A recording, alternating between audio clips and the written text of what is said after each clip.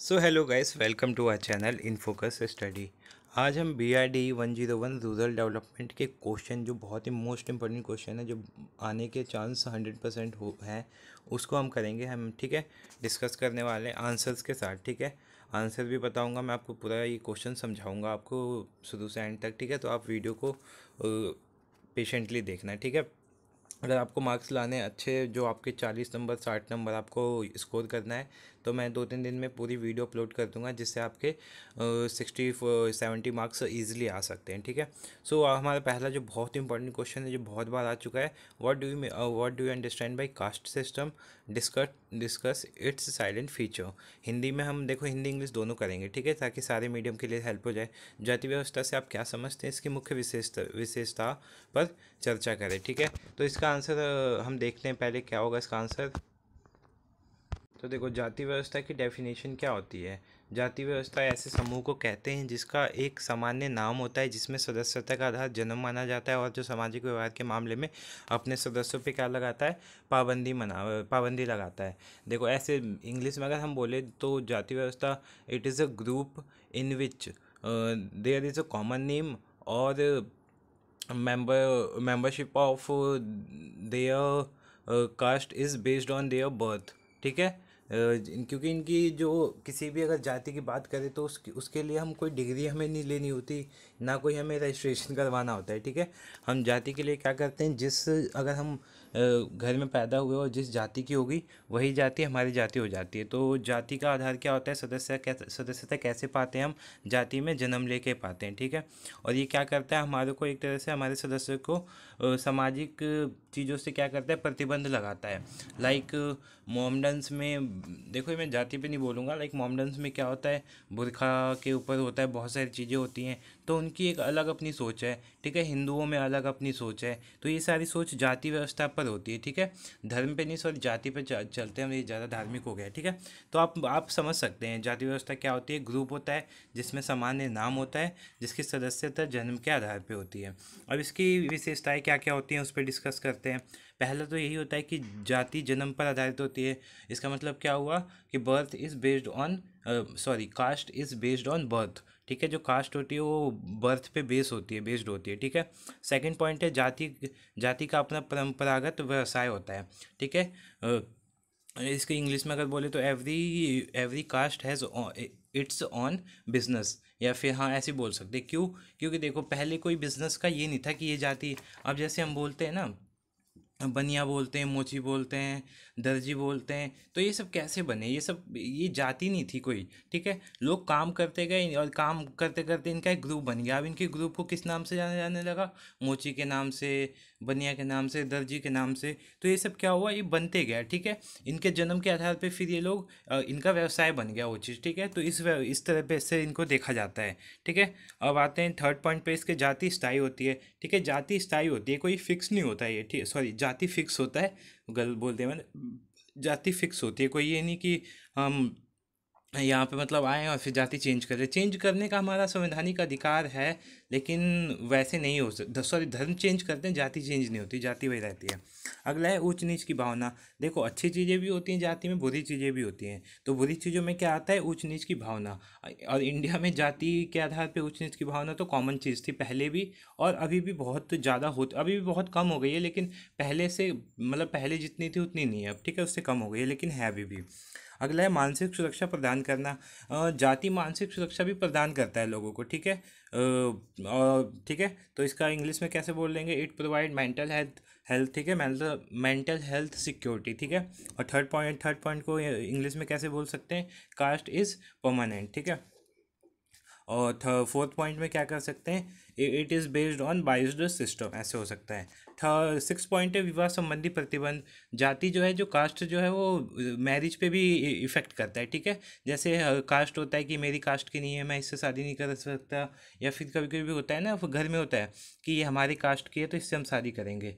तो ये भी क्या होता है, एक जाति पे ही डिपेंड करता है कि हम शादी कौन से जाति में करें कौन से नहीं।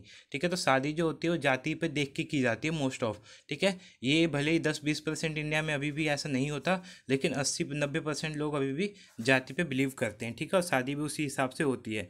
तो ये क्या करता है, जो जाति होती है वो विवाह संबंधी पर विवाह पर प्रतिबंध लगाता है।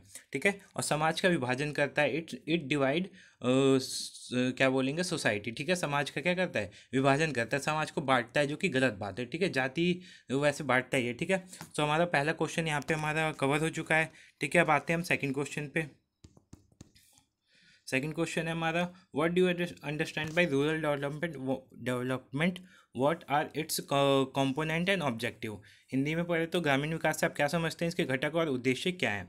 देखो, ग्रामीण विकास क्या होता है, ग्राम मतलब गांव में जो विकास, देखो गांव बहुत टाइम से पिछड़ा होते आ रहा है। अगर हम शहरों से कंपेयर करें तो शहरों के मुताबिक गांव अभी भी उतना विकसित नहीं हुआ है। अब भले ही थोड़ा सा हो रहा है, लेकिन अभी भी as compare to city there are lack of facility. ठीक है, जो जो शहरों में प्रोवाइड हो रही हैं वो गाँव तक नहीं पहुँच पा रही। लाइक दिल्ली देखो, दिल्ली में एजुकेशन सिस्टम कितना ज़्यादा हायर हो रहा है। ठीक है, गवर्नमेंट स्कूल भी इतनी ज़्यादा मतलब तरक्की कर रहे हैं, और गांव में गवर्नमेंट स्कूल की सिचुएशन अभी भी बहुत ज़्यादा वर्स्ट हो रखी है। तो उसका रीज़न क्या है, वहाँ विकास हो ही नहीं रहा है। ठीक है, इतना ज़्यादा वो नहीं हो रहा है, तो इसी पे हम डिस्कस करने वाले हैं। ठीक है, इसके क्या क्या ऑब्जेक्टिव हैं, क्या क्या घटक हैं।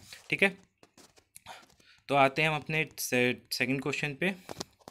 सेकंड क्वेश्चन है, हाँ ये रहा, एक सेकेंड, कहाँ गया।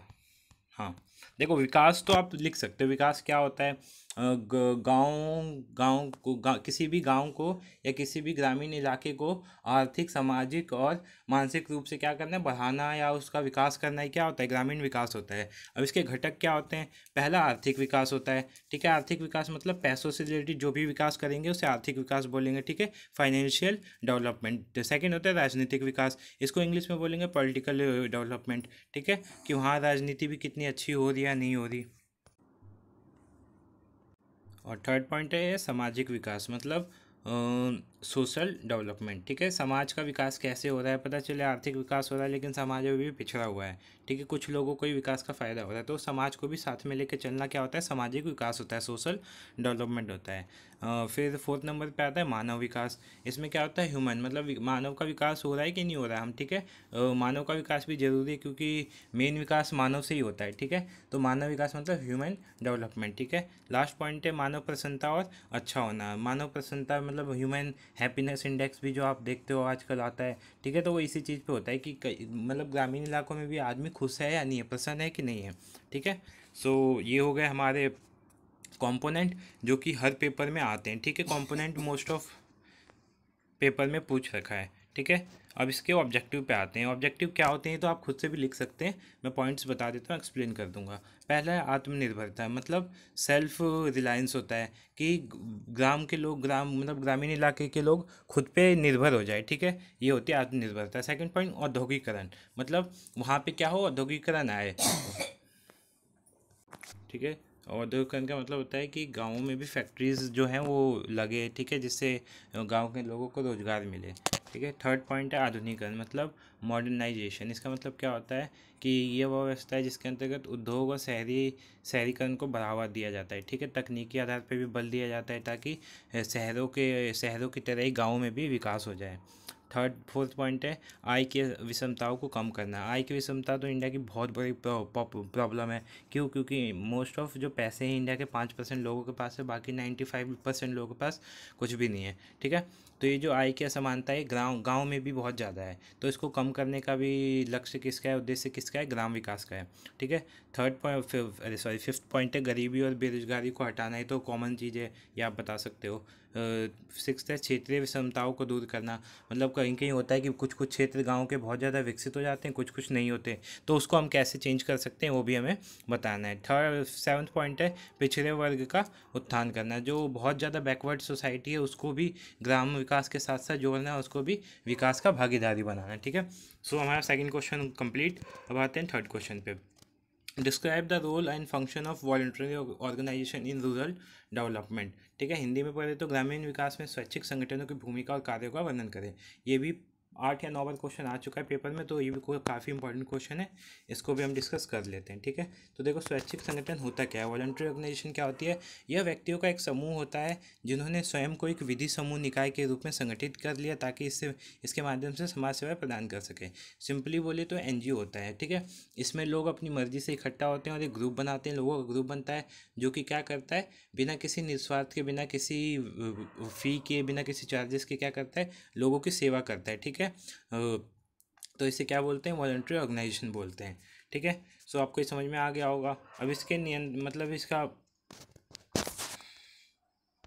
अब इसको कंट्रोल करने के लिए गवर्नमेंट ने आयोग बना रखा है, तो इस पर कैसे नियंत्रण करता है। पहला तो है सीमित पंजीकरण करता है इसका। ठीक है, मतलब रजिस्ट्रेशन इसका सीमित होता है। फिर उसमें मेंबर्स कम से कम 4-5 साल के एक्सपीरियंस होने चाहिए, जिनको रूरल डेवलपमेंट का एक्सपीरियंस हो, और उन्हें फाइनेंशियल और मैनेजमेंट की नॉलेज भी होनी चाहिए अच्छी खासी। ठीक है, और उनके साथ गवर्नमेंट का पॉलिटिक्स का कोई रिलेशन नहीं होना चाहिए, क्योंकि फिर ये पॉलिटिकल चीज़ हो जाएगी। ठीक है, वॉलंटरी नहीं रहेगी। और फिर उसके बाद है 5th point, work for poor below poverty line. ये लोग बिलो पॉवर्टी लाइन से नीचे वाले लोगों के लिए मेन काम करने चाहिए। ठीक है, अब टाइप्स कितने होते हैं, तो देखो 3 टाइप्स होते हैं मेन इसके, जो ये वॉलंटरी ऑर्गेनाइजेशन होते हैं इसके 3 टाइप होते हैं। कौन कौन से डिस्कस करते हैं। पहला है कल्याणकारी संगठन, मतलब ये हाउस से रिलेटेड जो भी फैसिलिटी होती है वो प्रोवाइड करते हैं। सेकंड पॉइंट है राहत पुनर्निवास संगठन, ये जो भी नेचुरल डिजीज़ होते हैं ना उससे लड़ने के लिए, मतलब उस टाइम पे ये हेल्प करते हैं। थर्ड पॉइंट है क्रियावादी संगठन, ये मेन जो प्रॉब्लम्स होती है ना, प्रॉब्लम्स को सॉल्व करते हैं। जो भी प्रॉब्लम्स होती हैं लोगों की, उनको प्रॉब्लम्स को सुन के उनको सॉल्व करते हैं। अब भूमिका क्या क्या है, तो देखो भूमिका सिंपल है, रोल क्या है इनका, स्वैच्छिक संगठन का रोल क्या है। जो जो प्रॉब्लम्स है इंडिया में रूरल डेवलपमेंट में, उन्हीं सबको सॉल्व करेंगे ना ये। तो पहला तो ये लोगों को उत्साहित करते हैं, मोटिवेट करते हैं। ठीक है, दूसरा है आवश्यकताओं की पहचान करते हैं, क्या क्या नीड्स हैं उनकी। ठीक है, तो नीड्स फाइंड करते हैं उनकी। थर्ड पॉइंट है मॉडल बनाकर नए कार्य का परीक्षण करना। ठीक है, they make models and they find new works. ठीक है, मतलब मॉडल बना के नए कार्यों का परीक्षण करते हैं, ट्रेन करते हैं उस चीज़ के लिए लोगों को।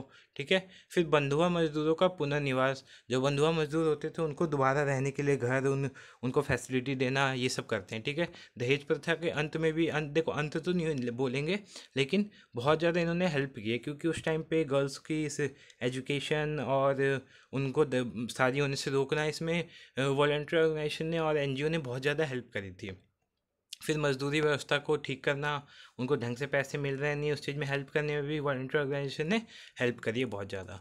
ठीक है, सो वीडियो हमारी ख़त्म हो गई है। 3 क्वेश्चन थे जो बहुत इंपॉर्टेंट थे। ठीक है, इसमें से 2 क्वेश्चन 3 क्वेश्चन आने आने हैं। ठीक है, सो आप इसको करके जा सकते हैं। ठीक है, सो होप सो वीडियो अच्छी लगी तो जो लाइक करना, चैनल को सब्सक्राइब करना। Thank you.